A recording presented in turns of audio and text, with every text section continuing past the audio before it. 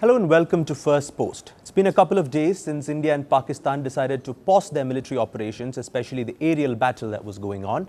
And since then, India has produced satellite images to confirm significant damage to Pakistani air bases. On the other side, we've heard a lot of claims, but no evidence to back it up. So the question is, who managed to land the heavier blows in this fight and who's saying the truth? To understand that, let me introduce my guest, Mr. Tom Cooper, who is an aerial warfare expert from Austria. Thank you so much, sir, for speaking to Firstpost.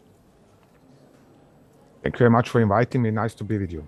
Let's talk about some of the claims that we've heard from Pakistan first. The Air Force officials there claimed that there was a massive dogfight on the 7th after India launched Operation Sindoor, which involved, according to them, 120 fighter jets.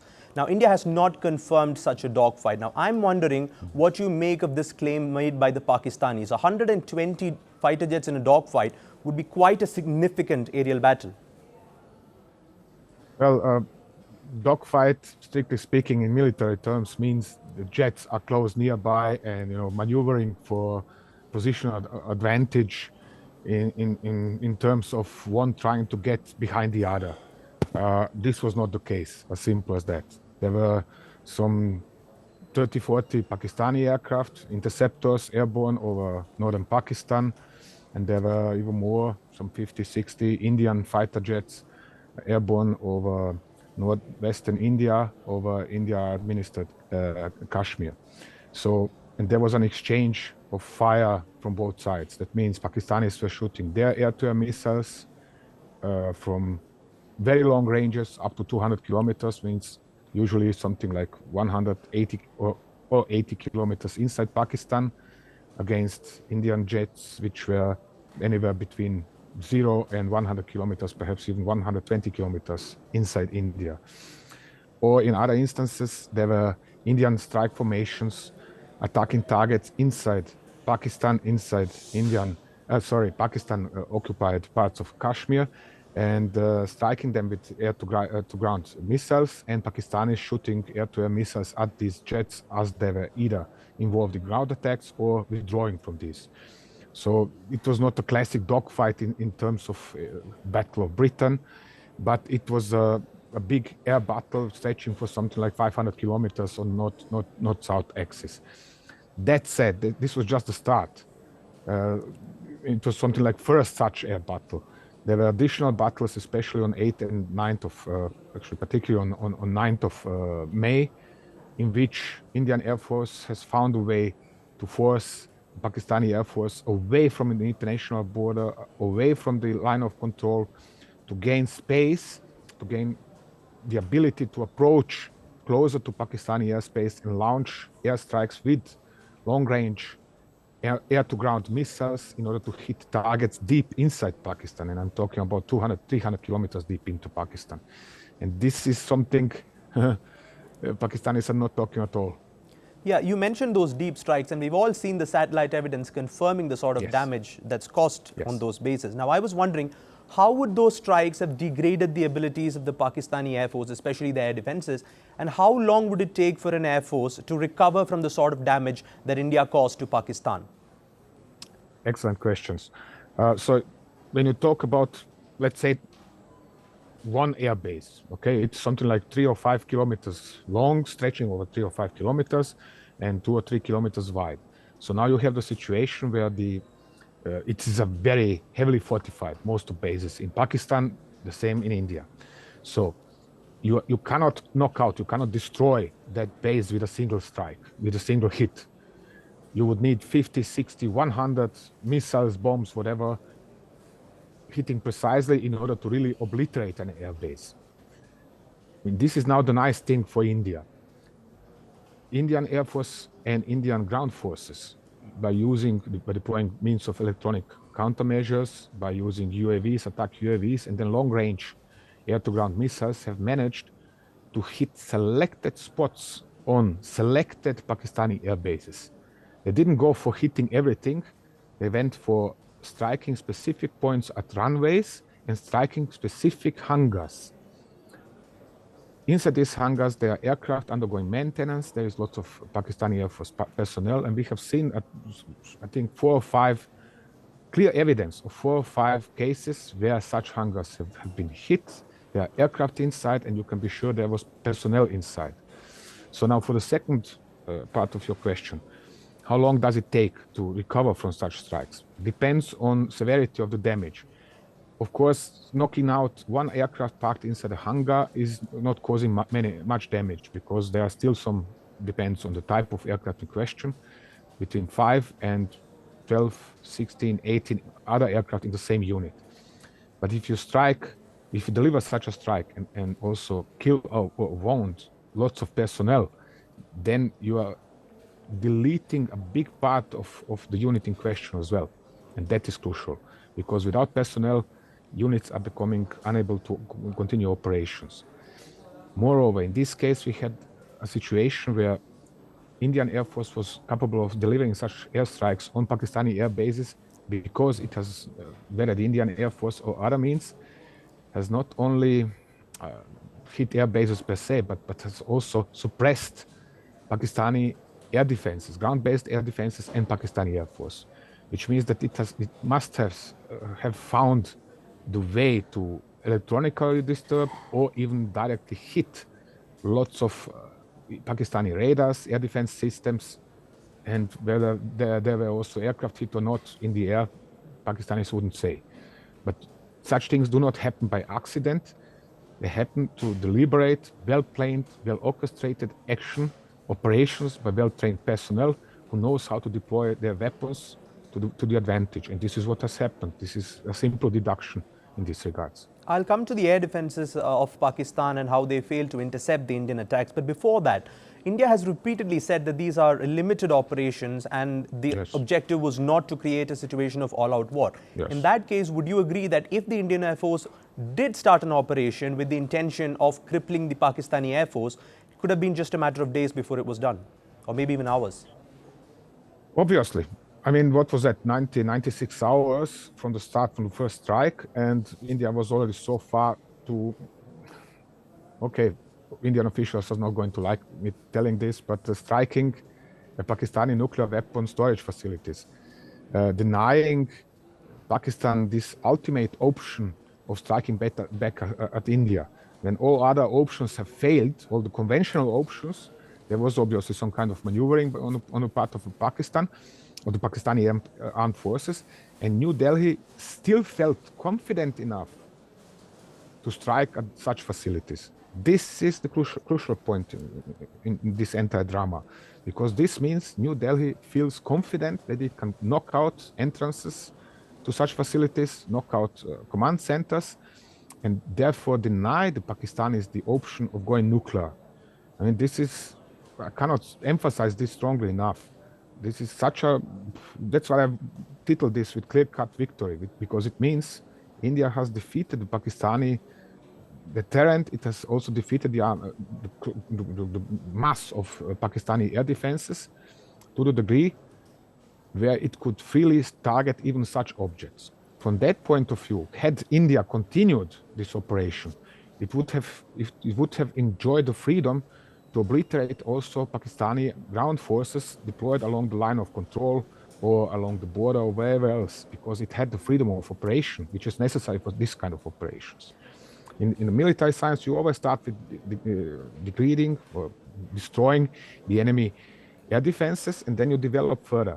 You shut down the enemy fighters, you target the air bases in order to deny their use to the enemy air force.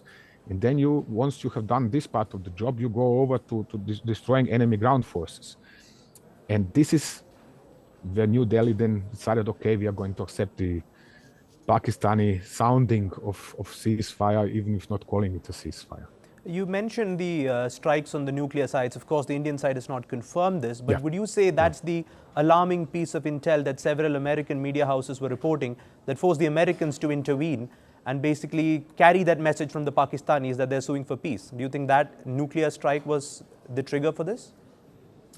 Well, I do not have specific information now about Pakistanis preparing this or that strike or doing this or that with their nuclear weapons or whatever else.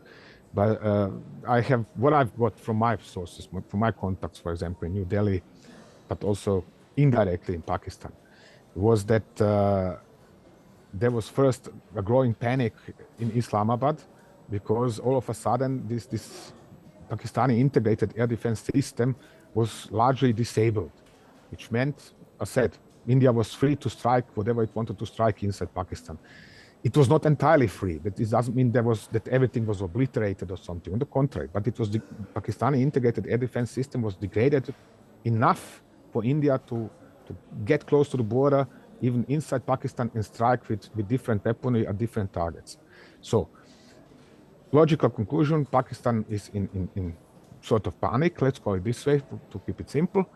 So they are moving, making moves. What does it mean? There are special units which are operating nuclear weapons or trained to escort the transport of nuclear weapons from storage sites to, for example, air bases or bases of ground-based ballistic missiles.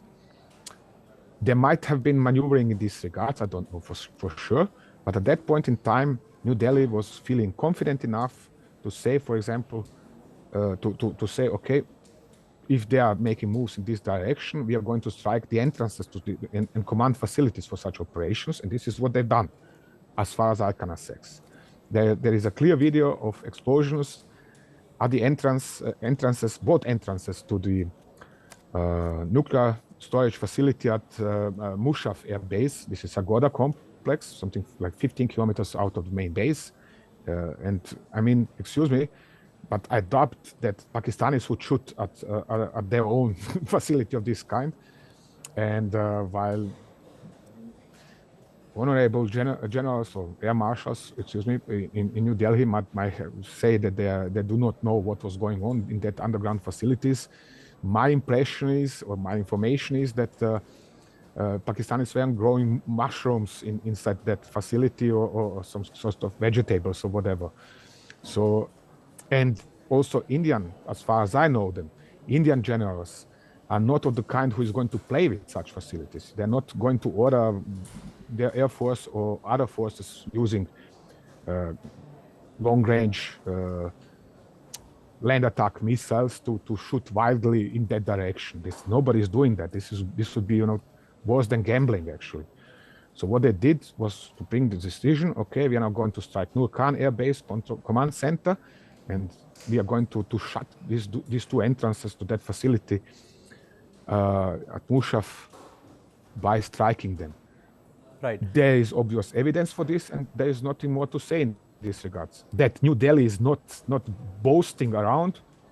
God, really, this is fantastic because there is no point in boasting with this. Pakistan is no better than anybody else. They're not going to talk about this in the public, but they know better than anybody else what has been hit, what is done to them. Otherwise, they wouldn't be on the hotline to New Delhi and let's sound the ceasefire. Let's stop this. Yeah. Let's go back to the air defenses now. And Pakistan deployed a lot of Chinese systems which were being keenly watched by experts around the world because this was sort of like China's big debut in combat. How do you think they performed, considering the evidence we have from the Indian side of bases being hit at will, essentially by Indian missiles? How do you think the Chinese weapons held up? From what I've heard, there were cases where, for example, a single Su-30 of the Indian Air Force had to dodge no less than 8 different missiles fired by Pakistani ground-based air defenses and Pakistani interceptors. So obviously they were up and really operating, shooting back at Indian Air Force. No doubt about this. I don't know precisely yet why the Indian Air Force has eventually managed to find a way to, whether through electronic countermeasures or other methods, suppress this system. So one has to take it seriously. This integrated air defense system of Pakistan had a high reputation, and one would have expected them to defend or fend off at least the majority of Indian airstrikes, UAV strikes, and so on. They didn't. We have seen Harrops coming down, in the middle of Lahore almost, in Walton, which is a district of Lahore, coming down and delivering direct hits on HQ-9 system, for example, pieces blown into the sky. In the middle of the day, we have seen the same happening in Gujarat. We have seen the same happening in Karachi. So India has found a way. This is called tactics, if you like, or call it electronic countermeasures, whatever. We are going to find out sooner or later, but India has found a way to suppress these systems. Also, some of the latest US-made radars, TPS-77, for example. 6 of them were delivered, I think, over the last year. 3 were knocked out in a matter of 1 day. So there must have been a way for India to strike such targets and really strike them not only in terms of shooting at them, but also hit them. But for example, Pakistan has also fired lots of ballistic missiles, artillery rockets, attack UAVs, thousands of them against India, and thousands were shot down. It doesn't mean all of them were shot down, but at least 90% of them were shot down, thus denying Pakistan the ability to hit back upon India, while India continued striking selected targets inside Pakistan, systematically destroying one part of its defense system after the other. So, I said, India has found ways. Excellent work of intelligence services in this case, excellent work in terms of training, of preparation, and then of command and control on the part of Indian commanders through 8th, 9th, and 10th of May. Let's also talk about how the Western media is sort of seeing all of this, because while we've been talking, we've been playing out these pictures of the before and after images from Pakistani bases, which clearly show burnt radars, cratered runways and all of that. And this is solid evidence of what happened. And we've seen no such evidence from the other side. Yet, there seems to be a sort of narrative being built that the Indian air defenses and the Indian Air Force did not really do that well in the military exchange. Is this because of a sort of favoritism towards Western weaponry? Is this because of an animosity towards Indian weapons and the Russian weapons that we deploy here in the Indian Air Force? What is the reason for this narrative? Well, there is actually a big number of reasons, but primarily is bias vis-a-vis Soviet - Russian equipped Indian armed forces. There is this holism also in regards of US weaponry delivered to Pakistan. This is really a big very summarizing the entire affair is our holy F-16s cannot get shot down by Russian and French trash operated by incompetent Indian Muppets. Excuse me for expression, I'm just using or quoting actually several gentlemen I have read over the time. So there is also this automatic narrative in terms of, well, if Pakistan is attacking India, it's India's fault because Indians didn't do something, whatever is somebody expecting from India to do. But nobody is paying attention about Pakistan breeding literally jihadists for decades already and sending them into, what was that, 12,000 terrorist attacks into Kashmir alone, 120 something terrorist attacks into India, including Parliament, including Mumbai, including so many other cases, so many victims of this, primarily or almost exclusively civilians. This is ignored. Who cares? Only thing that is important, Pakistanis are flying F-16s, therefore they are the good guys. And if Indians, they're reacting in this fashion, then defeating Pakistani armed forces like they did, then what formulation have you got? This is the latest, read it only this morning. It is a rogue nation. So a country that is defending itself from the same type of jihadism, of this extremism that is terrorizing civilians all over the West for decades, that is simply ignored, and then now India is a rogue nation because it's defending itself. Excuse me, I might not be very diplomatic or kind or whatever you want to call it, but this is just nonsense. This is, people who are commenting about things they have no trace or clue about. Who are ignoring, I said, 12,000 terrorist attacks into Kashmir since over the last 25 years something, plus 120 major terrorist attacks into India since 2008. This is 17 years. How do they ignore this? Why do they ignore that? I have no idea. I can only say that, as for myself, I'm not paid by any kind of intelligence services. I'm not paid by any kind of corporations or whatever. My independent analysis is clear. I said 12,000 terrorist attacks Kashmir, 120 plus terrorist attacks into India. The language is clear. I mean, now somebody comes to me and tells me, oh, but but intercellular intelligence is not supporting terrorism anymore. That was in the 1980s. Hey, hello, and why are you having 30-something terror training camps distributed along the Yellow Sea and then inside Pakistan? And why are there funerals of martyrs, of jihadists killed by Indian bombs, and then the entire first 2 or 3 rows of people in the rear are Pakistan army officers? So this means there is a close interconnection between the jihadism and the top of Pakistani armed forces, as well as the establishment that is in control over the population of Pakistan. It's as simple as that, nothing else. It might not be diplomatic or kind to say, but it's a matter of fact, confirmed by evidence. If somebody has better evidence, please present it. I haven't seen any. That's quite well put, actually, and it's something we do talk about here, about the Western bias on how India responds to Pakistani terrorism. But just to conclude, let me ask you this. 5 years down the line, if you're writing about the military exchange, the aerial exchange in particular, that happened between India and Pakistan, what would be the verdict you give, and how would you remember this aerial battle? Oh, gosh, the aerial battle. I don't know enough about the outcome, you know.